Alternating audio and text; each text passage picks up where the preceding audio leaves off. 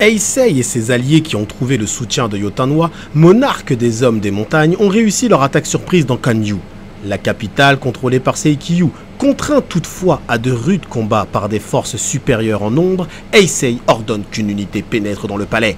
Après avoir combattu comme des diables, Shin et ses camarades arrivent alors dans la salle du trône, occupée par Seikyu.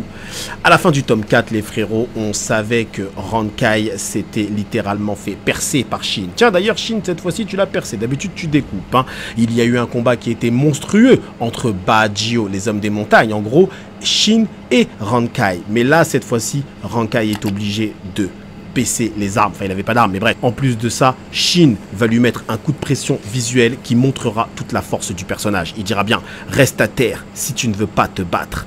Et Rankai va très clairement capituler.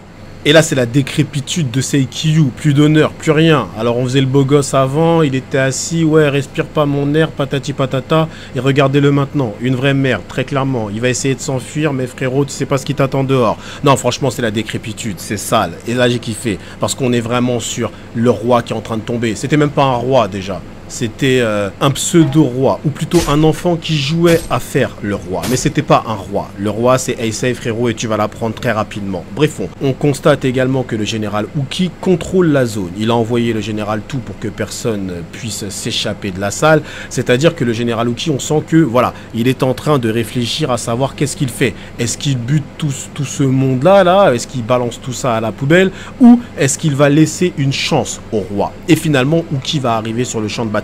Et il va tester Sei. Et oui, le général Uki va tester Sei. Nous, en tant que lecteurs, on voit ça, on se dit déjà, mais c'est un truc de fou. Le mec teste, il teste le roi, ni plus ni moins. Alors déjà, il arrive, qu'est-ce qu'il fait? Il découpe Giku.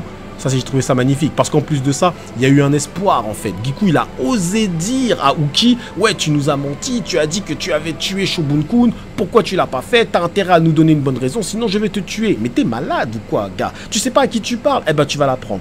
Découpage comme on aime dans Kingdom. Alors Uki le découpe salement, très clairement. Hein. Même les hommes des montagnes sont surpris en fait par ce découpage. Et même eux, ils ont flippé de Uki. Imaginez la prestance du personnage. Déjà, il arrive en sautant, comme il s'est écrit dans Dragon Ball, le gars. Et il a une prestance de fou malade. Il arrive avec sa Gundao. Il dit bien, attention, ma Gundao, elle est motivée là. Oh non, franchement, j'ai kiffé le général Uki. Sa première démonstration de force réelle, c'était juste impressionnant. On voit donc qu'on est face à un général qui n'est pas comme les autres. On le voit, on le ressent. Ensuite, Uki et Sei ont discuté. Et la discussion, je l'ai trouvée plutôt intéressante parce qu'on en apprend un peu plus sur Uki, aussi sur le roi Sho et un petit peu sur Heisei. Et finalement, on s'aperçoit que Uki, c'est un général qui est en train de chercher sa route. Ou du moins, c'est un oiseau qui essaye de s'envoler. Il est appelé l'oiseau colossal de Kin. Et depuis la mort du roi Sho, il n'est que l'ombre de lui-même. Il recherche quelque chose. De toute façon, dans les autres tomes, on avait vu, il a dit « Je rêve de revenir dans ces batailles, etc. » Il est un peu nostalgique, qui se demande si Heisei sera digne de pouvoir le diriger. À savoir, est-ce que je combattrai pour toi? J'ai combattu pour le roi Sho, j'avais un profond respect pour le roi Sho, mais ce respect, il ne l'a pas pour Heisei tout de suite.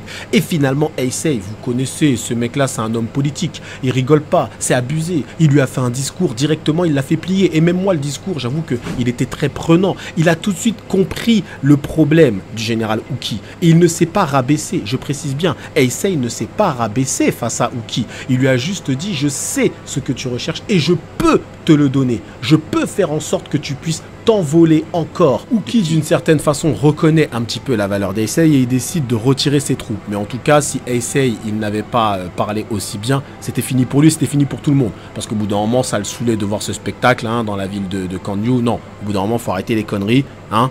Si vous commencez à faire les connards, là, je vous défonce tous. Bref, c'est totalement la victoire finalement d'Heisei parce qu'il y a Seikyu qui arrive. Il va y avoir une scène d'ailleurs assez humiliante pour Seikyu. Il va littéralement le boxer, il va lui planter le bras. Bref, franchement, Heisei à ce niveau-là l'a littéralement humilié. Et c'est bien fait, j'ai envie de dire. Et il a été très magnanime, il a été très gentil. Il ne l'a pas tué, il aurait pu et il aurait même dû. Mais finalement, il ne l'a pas fait. Ça reste son demi-frère d'une certaine façon. Et quand tu as ton pseudo-roi qui se fait humilier comme ça, j'ai envie de dire... Allez, emballer, c'est peser. Mais Shogun-kun précise que cette victoire n'est qu'une étape. parce que le véritable ennemi, c'est Ryo Fui. Et oui, et Ryo Fui, pour l'instant, on l'a pas encore vraiment bien vu. On le voit à travers des petites explications, etc. Mais on l'a pas encore vu réellement en dur, etc.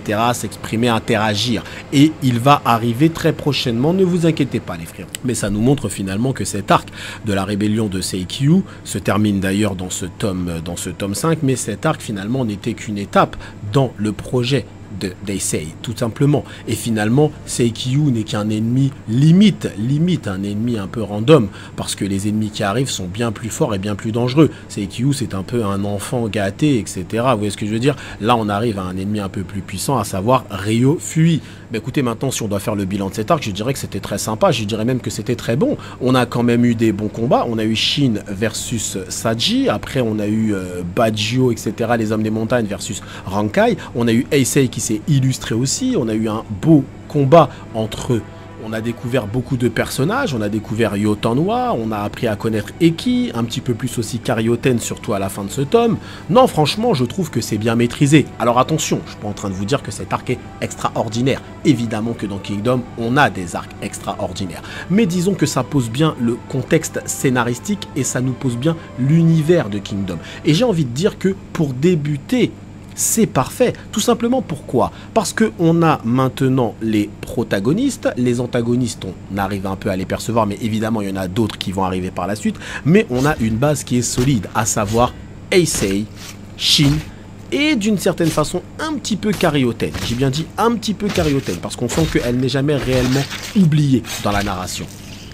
Donc, d'un point de vue scénaristique, Yasuhisa répond à tous les codes et il répond à toutes les demandes pour qu'une œuvre débute correctement. Il nous pose très bien son contexte. On verra ensuite les conséquences de cet arc. Il y a des conséquences qui sont bonnes et d'autres qui sont mauvaises. Pour Shin, la bonne conséquence, c'est que maintenant il va avoir une maison. Imaginez pour lui à quel point c'est énorme. C'est un esclave. C'est un esclave, Shin. Il n'avait rien et il le dira, je n'avais rien et maintenant j'ai ça. Donc même sa petite maison en paille, en bois ou je sais pas ce que c'est, mais le gars il est content et on peut le comprendre. Et il va maintenant décider de vivre avec Karyoten, tout simplement, en attente d'une nouvelle campagne. Et il va en profiter pour s'entraîner. C'est bien de nous montrer que le personnage s'entraîne systématiquement. Ça aussi, c'est une bonne chose, c'est une valeur qui est selon moi oubliée dans beaucoup d'œuvres. Et là, cette valeur, elle transpire dans Kingdom. Shin s'entraîne systématiquement et ça, c'est une bonne chose. On voit bien que les deux personnages, d'ailleurs c'est eux qui sont en couverture, ont un objectif qui est juste énorme et d'une certaine façon on va comprendre l'écart qu'il y a entre l'objectif de Shin et Shin actuellement, mais aussi l'écart qu'il y a entre l'objectif d'Heisei et le Heisei actuellement, parce qu'on va avoir toute une explication sur la Chine actuelle, vous savez, tous les royaumes actuellement qu'il y a en Chine. Ça nous donnera une idée sur l'ampleur de la tâche et aussi la longévité, la longueur de cette œuvre. Bref, ensuite Shin va être recruté pour sa première bataille, la bataille pour la ville de Keiyu. L'ennemi sera Gokei. Et oui les frérots, vous allez voir, ça va être très très sale. Mais ce qui est intéressant aussi, c'est que on va pas seulement s'intéresser du côté macro de la guerre, à savoir, oui, il y a 150 000 hommes, etc. On va aussi aller dans le micro, c'est-à-dire qu'on va nous expliquer ce que c'est qu'un Go. Et c'est assez simple. Le terme Go désigne une unité de 5 fantassins sur le champ de bataille, dont l'un d'entre eux a le rôle de chef d'escouade. C'est une unité fondamentale au sein de l'armée de Qin. Les 5 membres d'un Go doivent bouger ensemble et partagent donc le même destin. En fait, tout simplement, c'est 5 personnes qui se déplacent ensemble. Et il y en a un au centre qui est appelé chef d'escouade. Et finalement, Shin, lui, va rejoindre un Go. Bon, il y aura donc une personne qui s'appelle Kyukai. Shin va donc faire partie d'un Go de 5 personnes. Ils vont apprendre à se connaître. Bon, tu sens que c'est le Go des ratés un petit peu, hein, mais bon, vous allez voir que finalement le Go n'est pas si raté que ça. C'est donc la totale découverte, mais même pour nous en tant que lecteurs, parce que finalement c'est des informations, je trouve, qui sont quand même assez précises, assez techniques pour le coup. Qu'est-ce qu'un Go, etc. Même les stratégies derrière qui vont être déployées, du moins dans les autres tomes. Mais je trouve que c'est assez technique et moi personnellement j'apprécie parce que on va loin justement dans les explications. On n'est pas juste en train de nous dire c'est une guerre entre 100 000 personnes et d'autres 100 000 personnes et se tapent dessus. Non, justement. Et c'est bien parce que là, actuellement, on a le point de vue d'un fantassin. Shin est un soldat. Donc c'est normal qu'on nous donne le point de vue de ce soldat. Vous voyez ce que je veux dire? Nous découvrons la guerre à travers les yeux de Shin. C'est ça qui est, je trouve, qui est juste intéressant et c'est juste super bien fait de la part de Yasuhisa. Parce que si l'œuvre Kingdom, évidemment, dispose d'une thématique qu'est le vivre ensemble, etc., évidemment, c'est quelque chose de fondamental dans Kingdom. Mais il y a aussi l'apprentissage de la guerre, pour nous en tant que lecteurs, mais aussi pour Shin, et à tous les niveaux. Et ce qui est intéressant, c'est que Shin débute vraiment, mais vraiment en bas des bas de l'échelle. Il a débuté esclave, le mec. On peut pas faire plus bas que ça, très clairement. Donc c'est plutôt intéressant à ce niveau-là. Bref, on va découvrir ensuite un petit peu le général Gokei. Apparemment, il rigole pas. Quand tu vois sa tête, effectivement, il fait flipper ce général. Il va s'opposer à Duke Iyu, qui lui donc combat pour Kin, c'est un général de Kin. On va également revoir aussi le général Eki, d'ailleurs il a bien power up le frérot, maintenant ça y est, il est commandant de 1000 hommes, ça rigole pas mon ami Eki.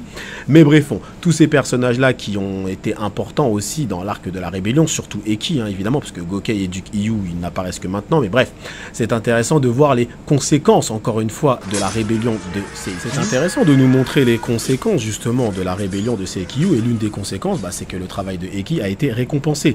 Bref, ensuite le tome va se terminer sur une scène que je trouve juste magnifique, une double page que là franchement Yasuo Isahara, je vous dis, son trait commence à s'affiner, et cette page là je l'ai trouvé juste magnifique. C'est la double page où Shin il regarde, mais là il découvre l'horreur de la guerre, toute l'horreur de la guerre. Il n'avait jamais vu ça, il est choqué, il ressent, ça coule dans ses veines, il ressent la puissance, il ressent que là on est vraiment sur une putain de bataille. Déjà pour la première campagne de Shin, imaginez faire ce genre de bataille, c'est incroyable. Ils vont donc se battre pour la ville de Keiyu, et Duke Iyu nous précisera que la bataille se passera dans les plaines de Dakan, parce que Gokei veut utiliser ses chars, évidemment. Et oui, les chars de Wei. Vous verrez, ils sont plutôt connus ceux-là. Le tome se finit sur ça. Mais avant de vous donner mon avis sur le tome, on va parler quand même du passé de Karioten. C'est assez intéressant. On va avoir une petite scène où justement Karioten, elle est restée dans la petite cabane, dans leur petite cabane. Elle discute et elle va nous raconter un petit peu son histoire. C'est-à-dire qu'elle va nous dire qu'elle vient d'une ville qui s'appelle, un village de Kokui. On le connaissait déjà, un village qui est réputé pour sa saloperie, etc. Toutes les personnes qui y sont tous des salopards, des voleurs, des violeurs et pire encore. Et finalement Karioten elle a grandi là-dedans. Imaginez à quel point ça forge le caractère, à quel point elle n'a peur de rien. Et finalement pour s'en sortir, elle a toujours dû user de stratégie, petite stratégie, information, etc. Karioten dans son essence, dans sa quintessence, elle a toujours dû user de stratégie pour pouvoir s'en sortir. Elle a toujours dû avoir les bonnes informations, etc. Elle a dû malheureusement s'allier avec des personnes qui étaient très très mal intentionnées. Karioten dans son essence et dans son histoire, c'est quelqu'un qui a toujours dû user de vices, etc. pour pouvoir s'en sortir. Elle a une histoire qui est très forte, parce que vous grandir dans ce village-là, c'est quelque chose d'assez extraordinaire. Brièvement sur le passé de Karioten, mais je pense que c'est quand même important, parce que c'est ce qui fera son histoire, c'est ce qui vous expliquera ce qu'elle va devenir plus tard. Yasuo Isahara ne fait rien au hasard, et ça fait des rimes en art. Donc que dire sur ce tome 5? Écoutez, franchement, personnellement, moi j'ai bien aimé. Ça clôture très bien l'arc de la rébellion de Seikyu. On est sur la fin. Il y a des conséquences à cet arc, donc moi j'apprécie, des conséquences qui sont bonnes et d'autres qui sont mauvaises. On a un ennemi qui est teasé, on va dire, c'est Ryofui, et on a un Shin qui va faire sa première campagne dans les plaines de Dakan pour obtenir la ville de Keiyu. Et on va découvrir donc le général Gokei, du moins on va le découvrir en action, qui va donc s'opposer à Duke Iyu. Franchement, les gars, moi personnellement je trouve que c'est très bon, encore une fois. Alors par contre, petit bémol et petit défaut, parce que tout n'est pas parfait dans Kingdom. Jamais je ne dirais que tout est parfait, mais petit défaut, c'est que la transition est plutôt rapide. Et oui, c'est rapide, parce que finalement, on vient de finir l'arc de la rébellion de Seikyu, et la transition, immédiatement, on est sur une grosse campagne. Alors attention, il n'y a pas d'incohérence scénaristique. On nous dit bien que c'est quelques jours plus tard, c'est même plusieurs jours plus tard, etc.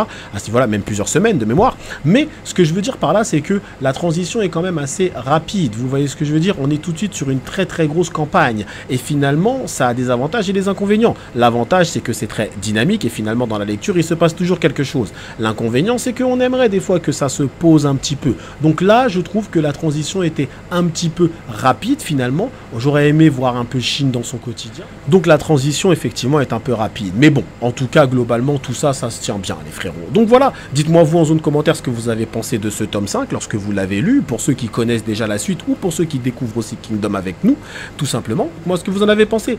Merci à vous, en tout cas les frérots, d'avoir suivi cette vidéo jusqu'au bout. On se retrouve très prochainement pour d'autres vidéos. En attendant, prenez bien soin de vous et surtout que l'honneur soit avec vous.